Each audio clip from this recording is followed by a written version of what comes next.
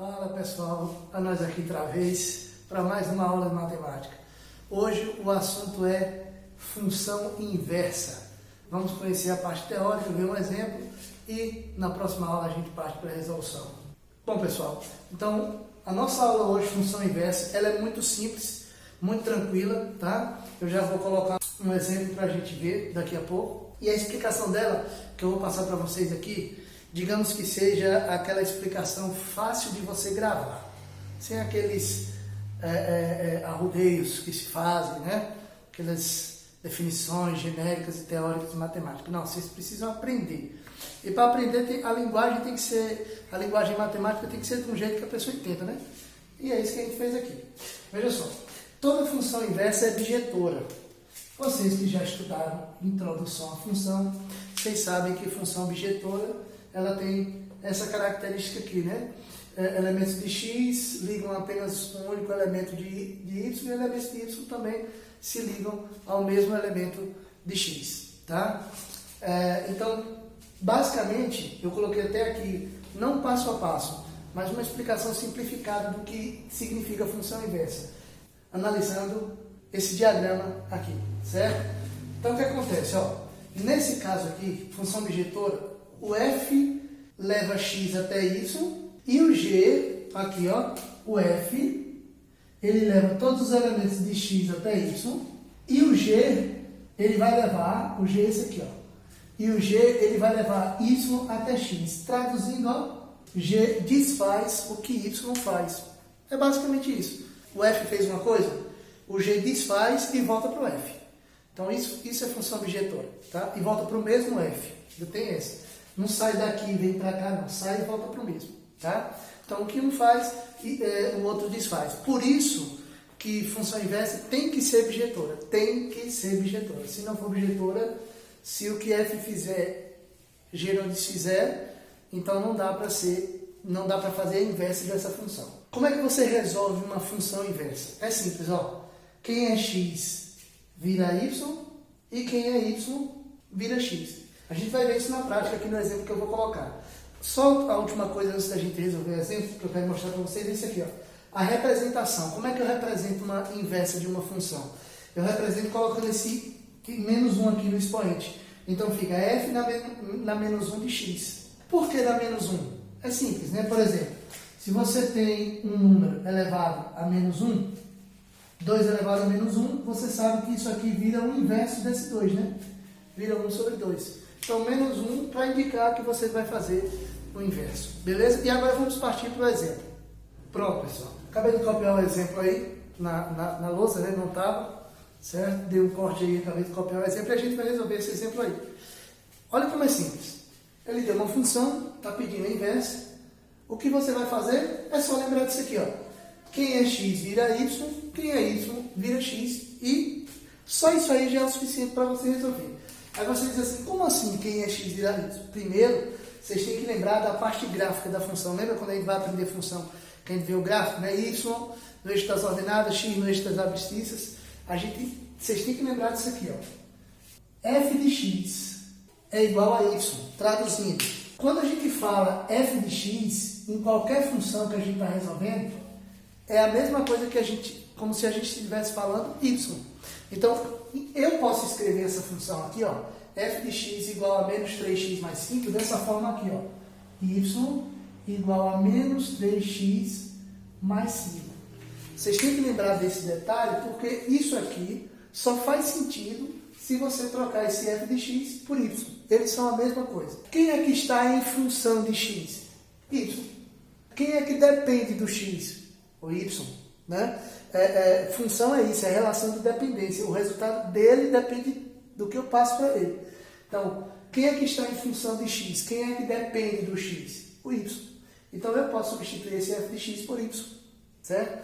Então, quando eu escrevo a função dessa forma, aí fica moleza. O que é que diz a questão? Quem é x vira y e quem é y vira x. Então, eu vou ter isso aqui, ó. X é igual a menos 3y mais 5. Quem é x vira y, quem é y vira x. Aí você pode dizer assim, está resolvida a questão? Não está resolvida a questão. Porque é o seguinte, depois que eu faço essa troca aqui, veja só, depois que eu faço essa troca aqui, eu vou ter que continuar pensando no conceito de função. E o conceito de função diz que é y, né? Como é que é uma função?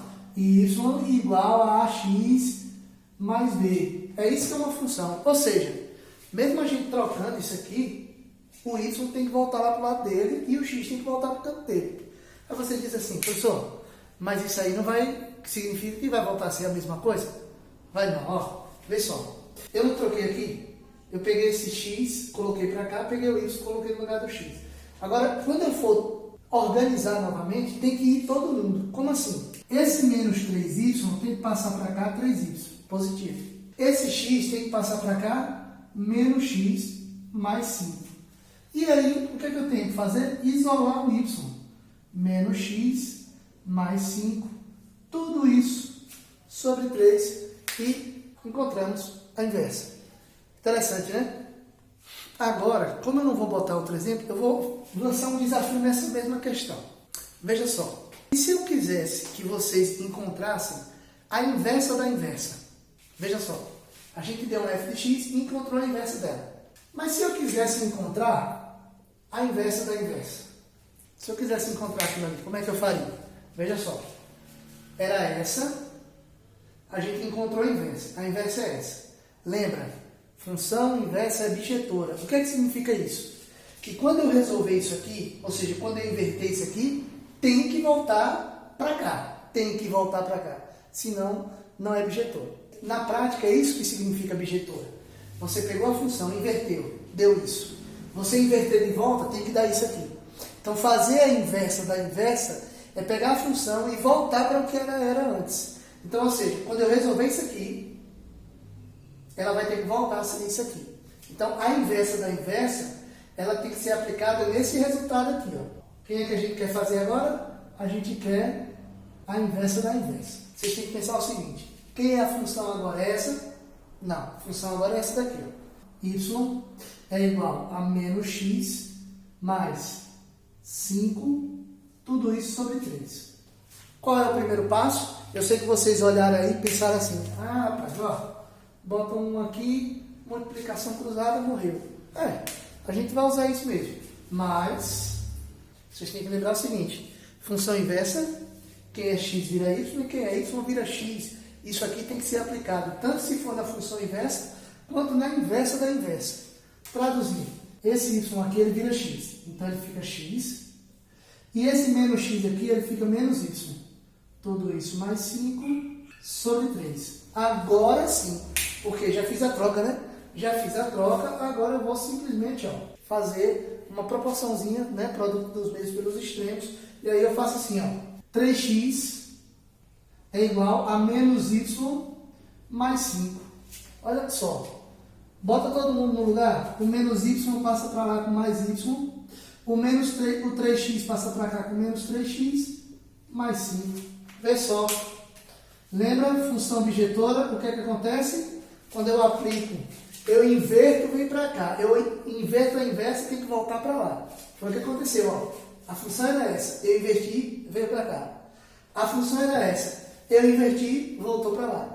Então, esse é o conceito de função inversa. Muito tranquilo, pessoal. Vou só dar uma relembrada de novo no passo. Hein? O que foi que a gente fez primeiro? Trocamos x e y de lugar. Certo? Quem era y virou x, quem era x virou y.